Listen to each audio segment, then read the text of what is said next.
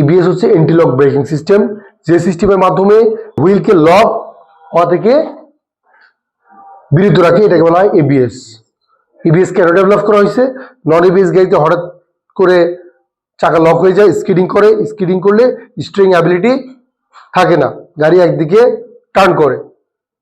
এই জন্য যাতে স্কিড না করে, এই জন্য চাকাটাকে কি করতে হবে,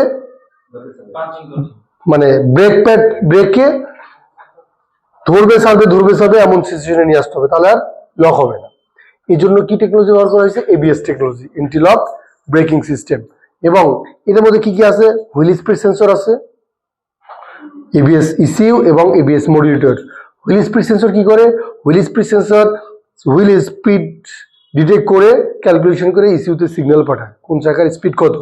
এরপর এই যে ইসিইউটাকে কি করে, এই ইসিইউ এই ডেটাকে ক্যালকুলেশন করে যে চাকা সবচেয়ে বেশি বা হচ্ছে লক হয়ে যাবে, তাহলে ওই চাকার স্পিড দ্রুত নেমে যাবে।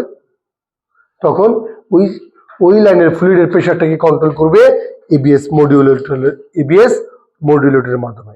ব্রেক ফ্লুইড প্রেশার কন্ট্রোল করে ব্রেকটাকে ধরবে ছাড়বে এভাবে করে এবিএস কাজ করে।